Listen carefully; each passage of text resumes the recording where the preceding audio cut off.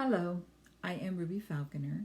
Today's date is January 25th, 2021, and this is a Shamanic Egyptian Astrological update for the week ahead. First off, I want to address my relief, quite frankly, that the worst case scenario did not manifest this last week. We had a conjunction between Mars and Uranus in Taurus that set the Warrior King and Wajet, the Kundalini Cobra, on Inauguration Day. The moon was also in Taurus. The moon tends to kick things off. And so I did express some concern last week that there may be some problem, some tumult, some violence, something explosive happening, either related to the political scene or something related to the nature, a weather event on Inauguration Day. And that did not materialize. We have had in the intervening time some very intense and sometimes violent protests in Portland and also Seattle. And I'm not in any way dismissing them or minimizing them, but the kind of events that I think a lot of us were concerned about did not manifest on Inauguration Day, and for that I'm grateful. Now, what I would also like to address around this is one of the things I became aware of when I was watching the inauguration on Wednesday is that we were watching we're sitting there watching on television or social media or online, however it was, and we're seeing this very kind of honed in, directed observation point. And at no point were we allowed to sort of back up and see what was going on in the bigger picture. I mean, we had some, images of the flags on the lawn in front of the Capitol, but we didn't go farther. We didn't see the perimeter. One of the reasons nothing manifested to disrupt the inauguration was because of the very intense military presence. And I was reflecting how that military presence was very much a reflection of Mars, set the Warrior King, manifesting through Taurus, the earth sign Taurus, which is Hathor in the Egyptian pantheon. And as I said last week, Mars in Taurus is a very strong warrior. He's very grounded, he's very focused, he's very determined. He can be quite ruthless if required. He's not to be messed with at all. And we certainly saw that kind of massive military force, which is what made the inauguration safe. The truth is, if we had been able to kind of back up and see the picture, we would see, they created a green zone in Washington, and so whatever was going on, whatever might have wanted to happen, was being pushed way back. And so there was no space created for protesters or people or observers to get close enough to the Capitol to be involved or to see what was going on. And so what we saw was a very directed picture that we saw through what was presented online, on our television screens, on our computer screens. So I'm just taking note of that. And what that says to me is it's not that the pressures, it's not that the intensity wasn't there, is that it was submerged, it was pushed down. And that way it's a very, part of the period that we're in is a struggle between the life force, revolutionary Uranian energy and the Saturnian energy. So back the old king who holds things down, who's protective, who creates a boundary, creates a perimeter, creates a container, and he also can be oppressive. And it's a little bit ironic because what a lot of people have been concerned about, and I've been one of them, has been the very autocratic, very authoritarian energy that Trump held when he was president.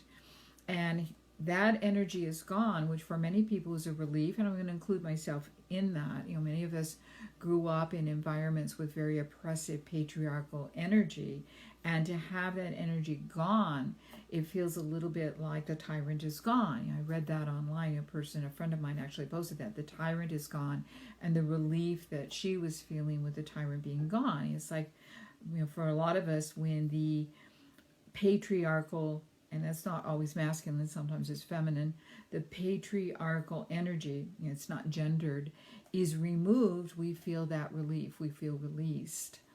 And yet, the way that the container of protection was held was by a very strong, militaristic, authoritarian force that used fences and used checkpoints and created a green zone, much as what's been created in Baghdad and other places around the world where there are wars going on. It's like a war zone.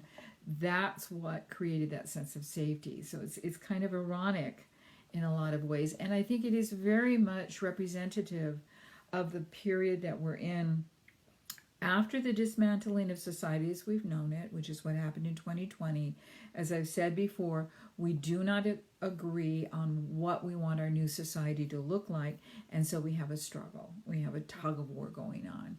And so, yes, the Saturnian energy can come in and push that down, but it doesn't go away.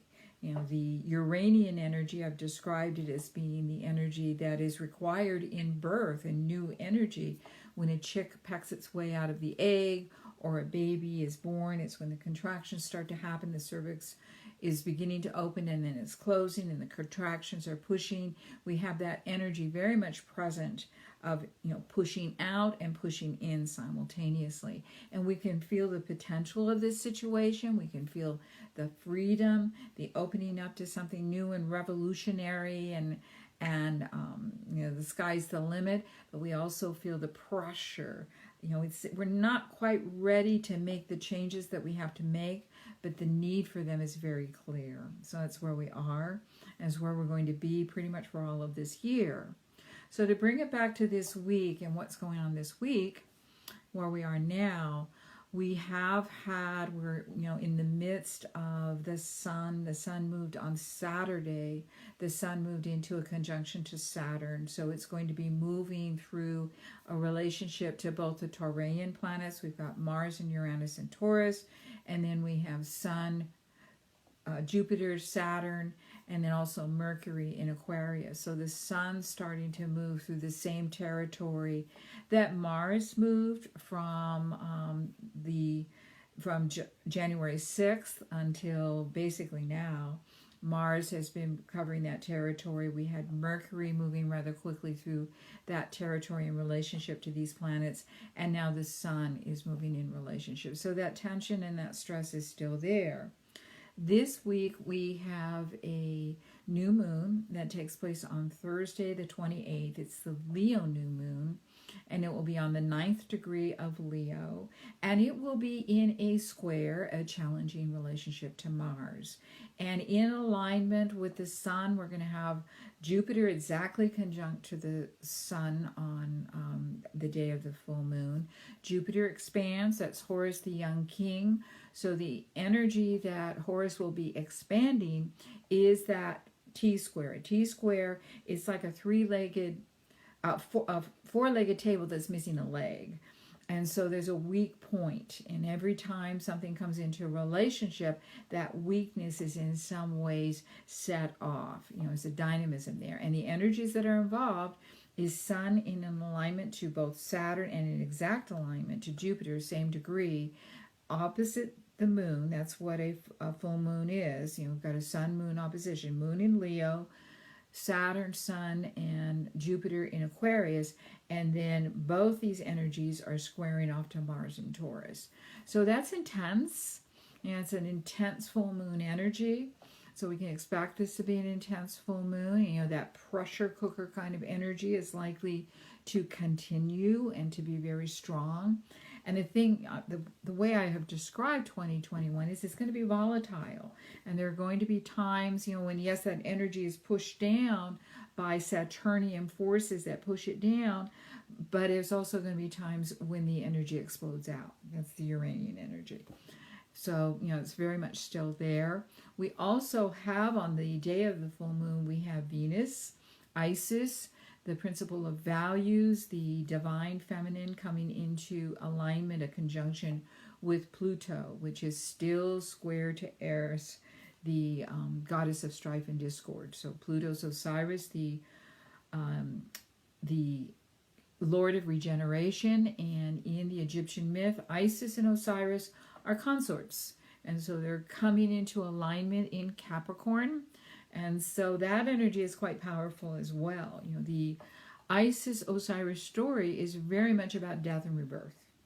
And that's what it is about transformation that comes through the process of death and rebirth, and that those two things actually happen simultaneously. So it's a powerful Leo full moon coming up on the 28th, on Thursday.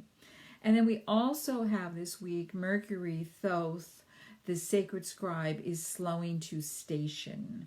Mercury will be turning retrograde in Aquarius on Saturday the 30th. Mercury turns retrograde and will be retrograde until February 20th, when it will turn direct on the 11th degree of Aquarius. Mercury turns retrograde on the 26th degree. And so Mercury's remaining in Aquarius for quite a while here. So there's a lot of energy, a lot of thought, a lot of conversation about what our collective needs to look like. In some ways, this makes perfect sense with the new administration coming in, new plans, new ideas, reversing some of the things that Trump did, putting out new ideas and new plans, and nothing's really happening yet, because Congress is just getting started. There's still old business with the impeachment and Trump's trial. Biden's in that place where he's just beginning. He's appointing his people. But, we're getting this feeling of what this new administration is going to look like, what its values are, what it wants to create. Mercury will remain in the sign Aquarius until March 15th. So we got a lot of, thought. Mercury's about thoughts. It's about the words that we speak. It's about the thoughts that we think. It's about our memories, our reality construct. So a lot of attention to what the collective, Aquarius is the sign of the collective, what the collective reality construct should be, is going to be. And of course, we can never forget that this is only basically half of the population's idea of how things ought to be. The other half of the population has very different ideas about how things ought to be, and that's very much reflected in the ongoing struggle, the kind of battle between Saturn and Uranus, which the main thing I would say to folks is thank goodness nothing horrible happened this last week. And just because nothing horrible happened, it's still going to be a volatile year. You don't think that it's all gone away. It certainly hasn't. What's happened is it's been pushed down. So it's still there, that volatility, the disagreements about what our world needs to look like, what our society needs to look like, are still there. So that's the energy that we've coming out for this week. It is going to be a powerful full moon. And the full moon, as I said, is in Leo. And in the Shamanic Egyptian Astrological pantheon, the nectar that is aligned with Leo is Anubis. And Anubis is such an interesting being. He is, in this particular manifestation, in his alignment with the sign Leo, he is about our core wounds, and most specifically our core wounds around abandonment and those wounds that we received early in childhood. And Anubis's story, he was an abandoned child. He was taken out and left in the desert by his mother, Nephthys. And it is Isis who comes and rescues him and takes him home with her. There's a plan behind this. There's a way in which it is meant to happen.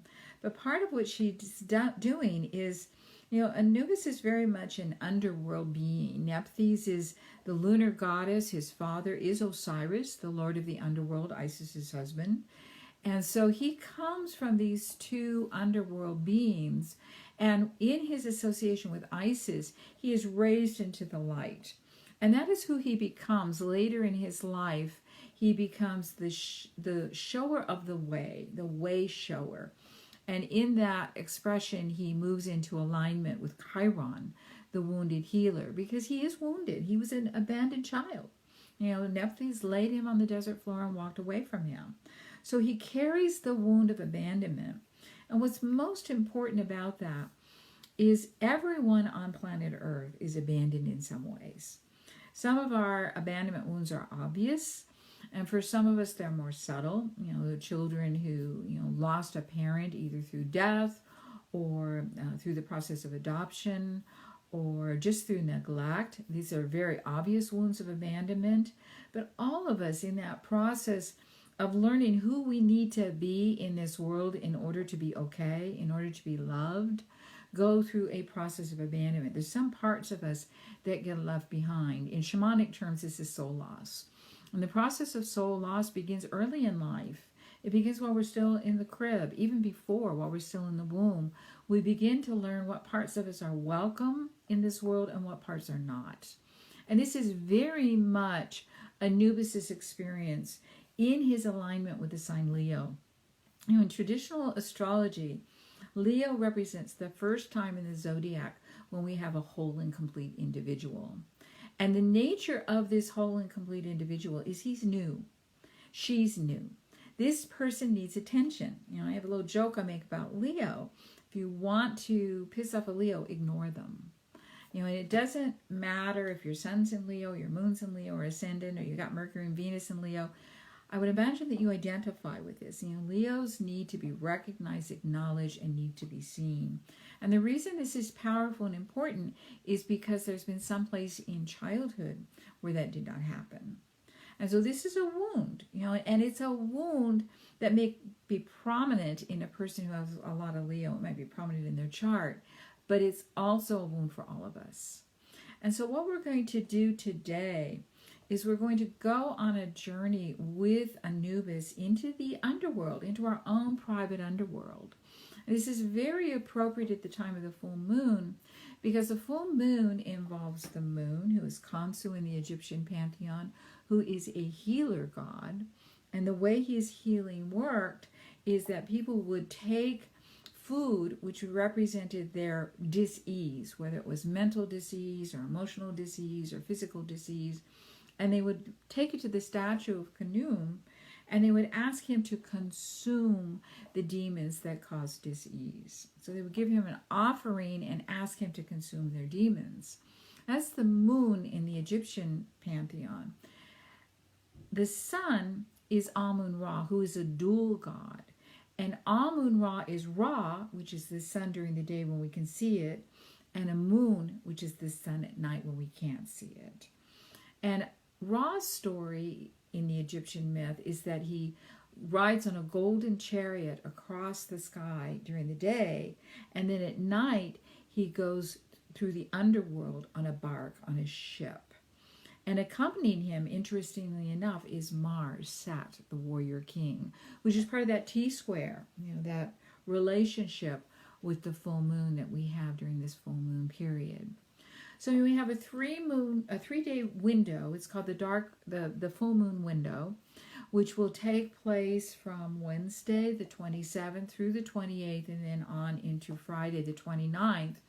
And I would suggest, if you are able, that at some point during that full moon window, you go out under the full moon and you do some type of work with the energy of the full moon, particularly with Anubis, who is the shower of the way.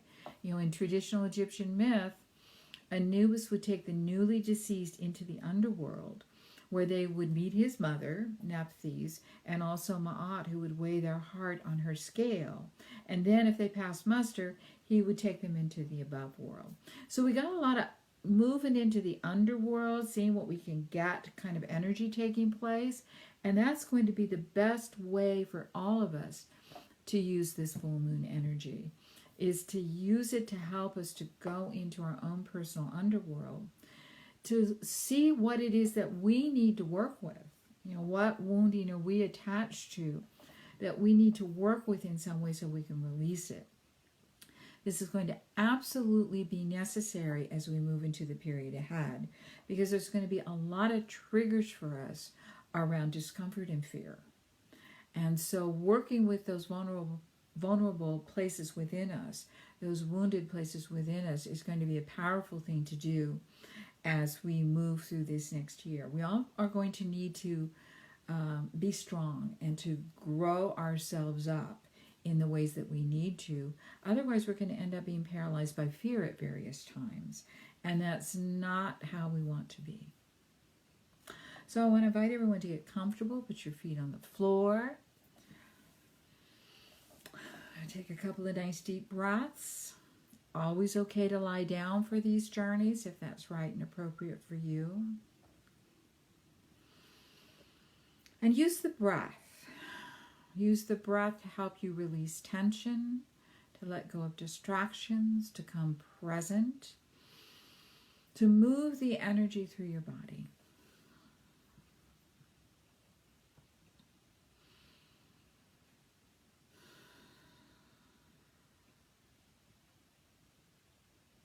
And I invite you to imagine that you are standing somewhere in nature. And it is twilight. It is the end of the day. I invite you to look around at the place that you have come to. It can be anywhere in nature that's right for you. It can be a place that you love and have visited before. It may be a place that's new to you. But it is beautiful and you are comfortable there.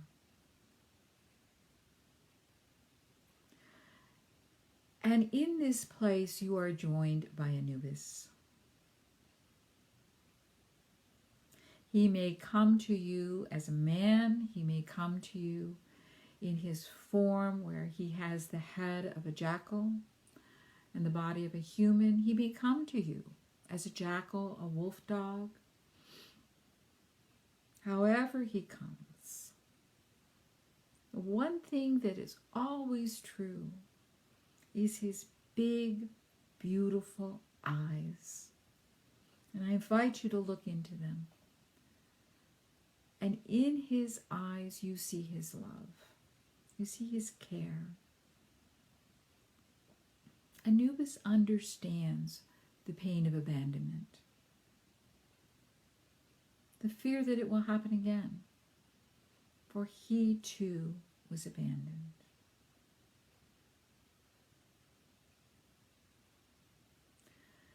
And Anubis wants to take you on an underworld journey. It is time. It's twilight. It's time to move into the underworld.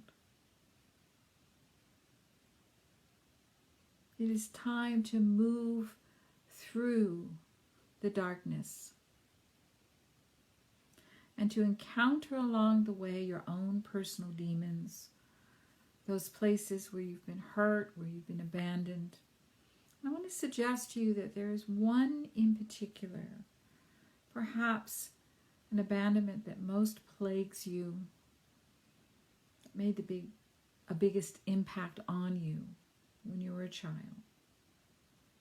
That is the one it's going to be time to look at, to work with, to see today. And what's important to know is you're not alone. Not only is Anubis with you, but so too is the warrior king, Set. Every night, Set goes with Ra in his form as a moon, in his own underworld journey. Set goes as a warrior and as a protector. He leads the way. He fights off the demons.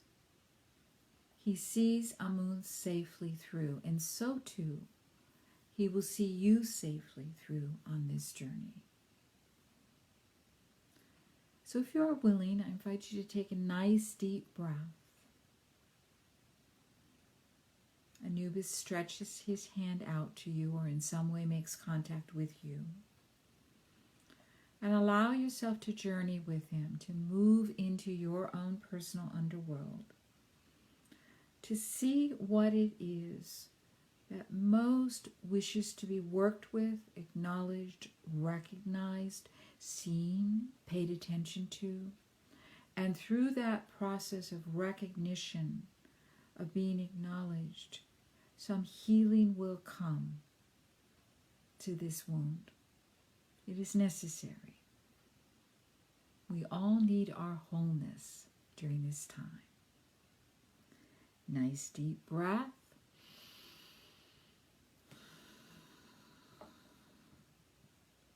Open to a journey with Anubis and with Set.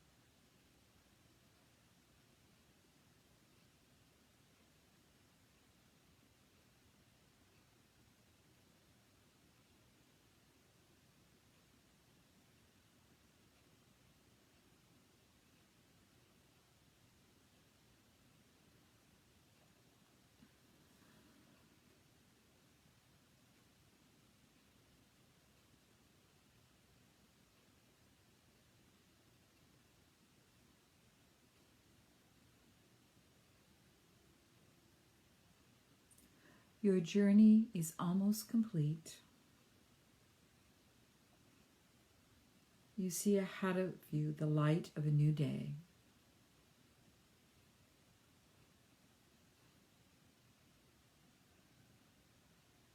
You emerge out of the darkness into the light.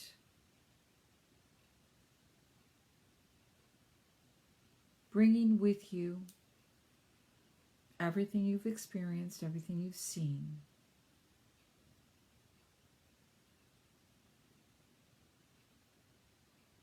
Ready to bring it into the energy of a new day. To bring the healing energy of the sun to whatever it is that you've brought with you out of the underworld.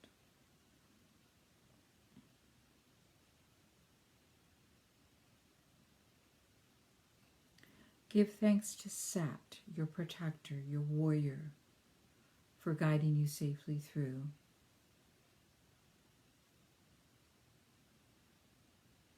And give thanks to Anubis, the shower of the way. He who understands the pain of abandonment.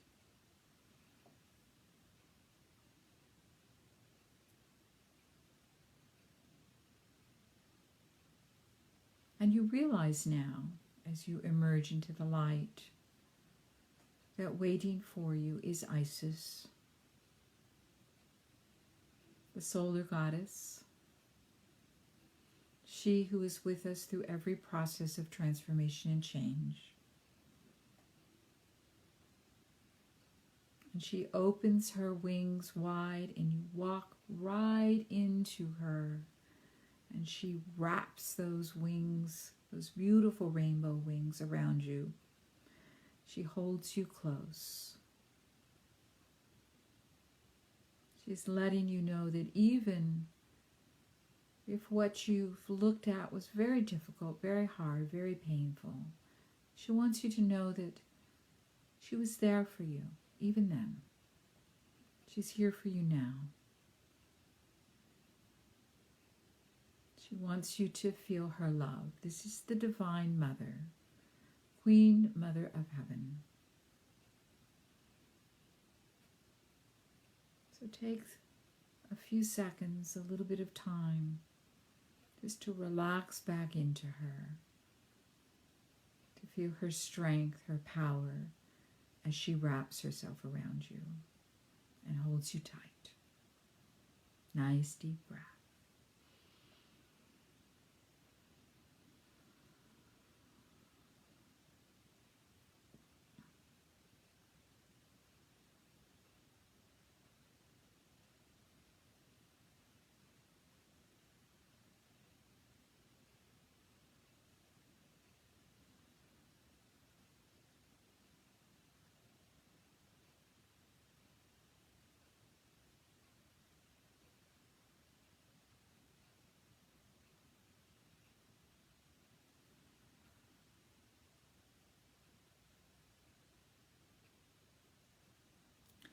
Letting go of attachments as much as you can. Letting yourself know that you are always held. You are always loved.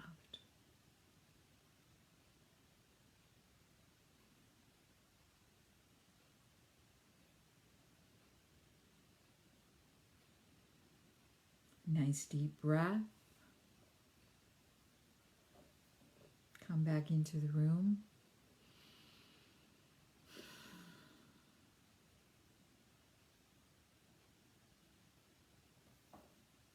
Thank you. We will talk again.